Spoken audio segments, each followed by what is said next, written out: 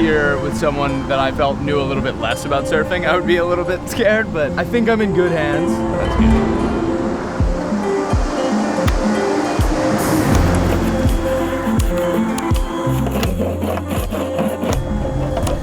At least you don't have people to contend with today, just the elements.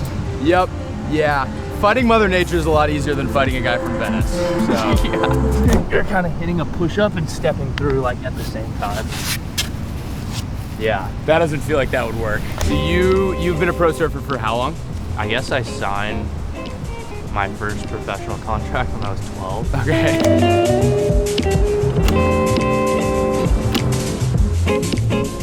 And then I had a little intermission from like 18 to 20, and now I'm kind of finding my way back. There we go. But I actually caught my first wave here when I was 3.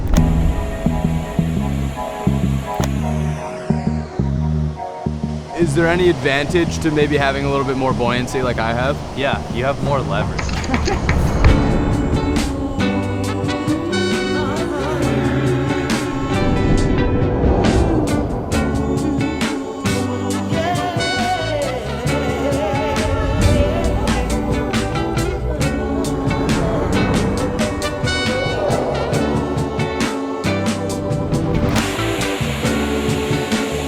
Do I look tight? Tell me I look tight.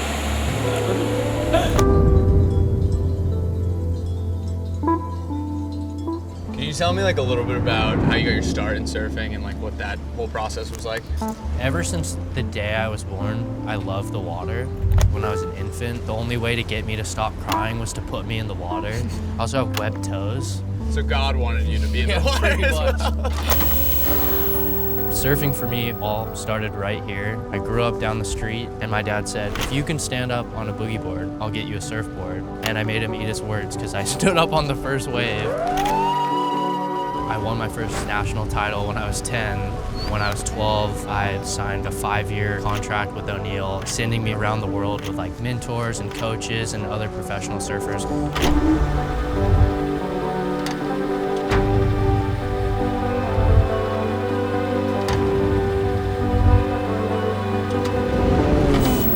I qualified for the Triple Crown, and back then it was like the biggest contest you could get in Hawaii. So I'm just practicing, like super excited, and then I twisted my femur in half and like shot it up my leg.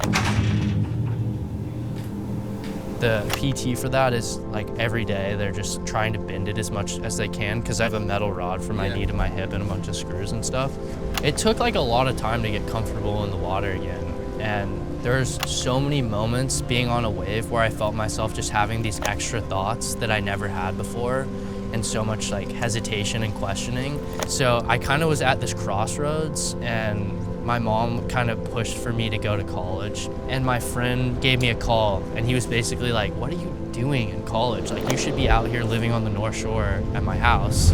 I think it all kind of caught up to me when I got to the North Shore, and I just had this big blowout. That's when I realized like I needed to go to treatment, and I just had a long talk with a lot of my friends and family, and they're like, this is something that you need to do because you don't know how to handle your emotions.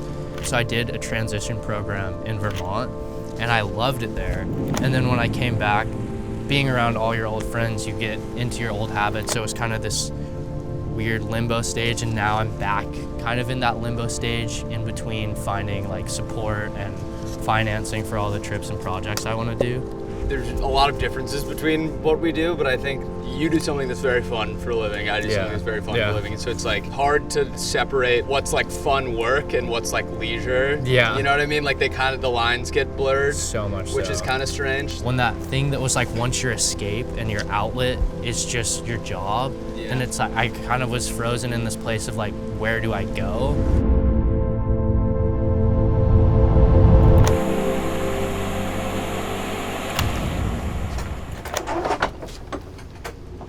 What's up? You want to get our freeze on? They say 30 seconds you get the dopamine benefit, so at least 30 seconds. I like to do 3 minutes.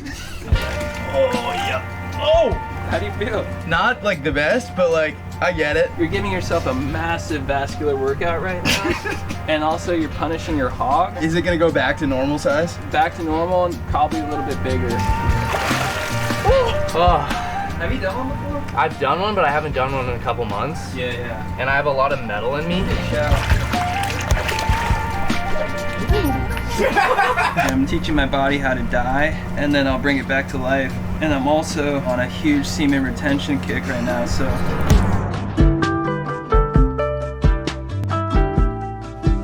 I gotta get to the bottom of something. Now that I've seen a little bit about your job, Okay. and you've seen a little bit about my job, who do you think has the harder job? Probably you. I mean, we're drinking beer and playing pool.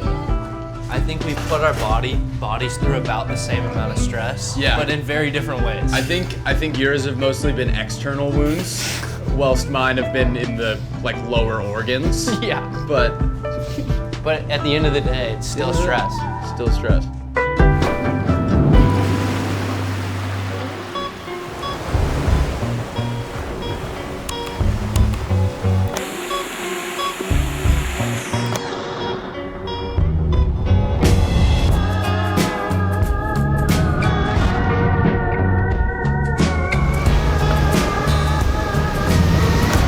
Do you think when you took a step back from surfing that helped you, or was that more of a negative than a positive? I think at first, when I was removed from it, I kind of thought I could totally go without this. And then as I left treatment and got my phone back and my friends back and started interacting with people, I realized that it meant so much to me, and that taking a step back made me appreciate it so much more and stay centered in that love for it, instead of being so focused on, oh, I want to be the best surfer, or I want to do these contests or get these sponsorship deals. When I was younger, I really resented the surf community, and I thought it was this really hard-nosed, standoffish community, and then I realized it was just me, and then I just needed to be friendly to people. It's one of the only things that keeps LA small for me, to where it still feels like a neighborhood. It still feels like, I'm just seeing my friends around and having organic, authentic interactions with people, and I'm so grateful for that.